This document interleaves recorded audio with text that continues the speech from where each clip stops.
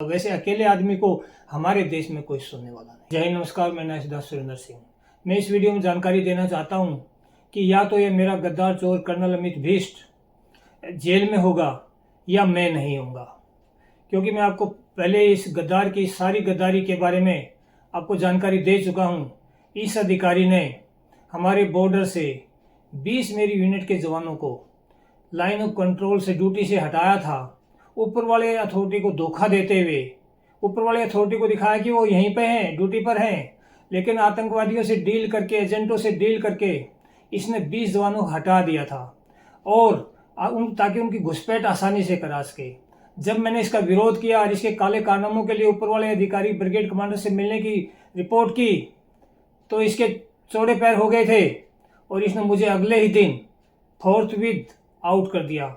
और मैं फिर वापस आया इसके काले कारनामों के लिए, इसने रास्ते ही मुझे, और इसके काले कारनामों के बारे में मेरे पास पूरे डॉक्यूमेंट्री प्रूफ हैं। इसने वहां से फिर जो घुसपैठ कराता था ये डील करके दुश्मन देश से, वहां से अरबों रुपए की लूट की थी। और वो अरबों रुपए इसे साजिश में शामिल, इसकी इस गद्दारी में शामिल ब्रिगेडियर सतेंद्र सिंह तक सप्लाई हुए, जवानों ने सप्लाई किए। और महार रेजिमेंट सेंटर कमांडेंट जो इसके साथ देकर मुझे सेना से आउट करवाया था, वहां तक जो सप्लाई किए, जो जवान वहां पर सप्लाई के लिए पहुंचे, वो सारे मेरे पास रिकॉर्ड हैं। क्योंकि मुझे ये पता है कि इस गद्दार के सारे मेरे पास एविडेंस है, डॉक्यूमेंट्री।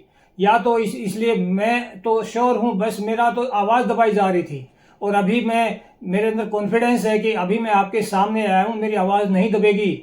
आप इस आवाज को प्रधानमंत्री जी, राष्ट्रपति महोदय, डिफेंस मिनिस्टर के पास, थल सेना अध्यक्ष के पास जरूर भेजेंगे। तो अभी मेरे को ये विश्वास है, या तो एक गद्दार जो जेल में चला जाएगा और या ये मुझे रास्ते से हटाने के लिए हर भरसक कोशिश करेगा। ये और इसका साथ देने वाले 2-3 ब्रिगेडियर्स और एक ऊपर वाले अधिकारी का तो मैंने आपको नाम बताया ही है, जो परसों वीडियो डाला था, आप सभी जो देख रहे हैं।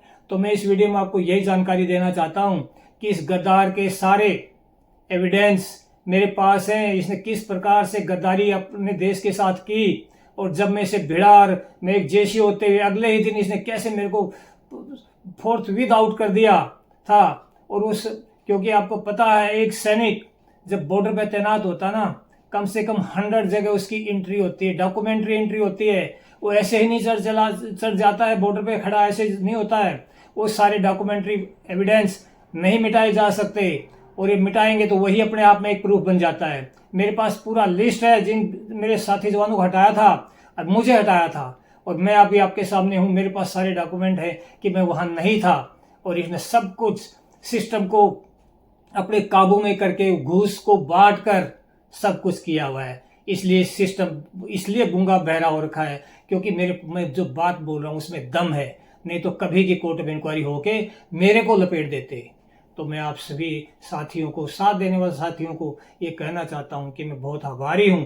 मेरे को बस सिर्फ कॉन्फिडेंस ये आया है कि आप जनता, कि मेरे देश के लोग इस बात को गंभीरता से लेंगे और इसको ज़्यादा से ज़्यादा शेयर करके प्रधानमंत्री जी तक पहुंचेगा। ये जब ज़्यादा लोग सुनते हैं, जब पहुंचता। वैसे अकेले आदमी को हमारे देश में कोई सुनने वाला नहीं। जय हिंद, नमस्कार।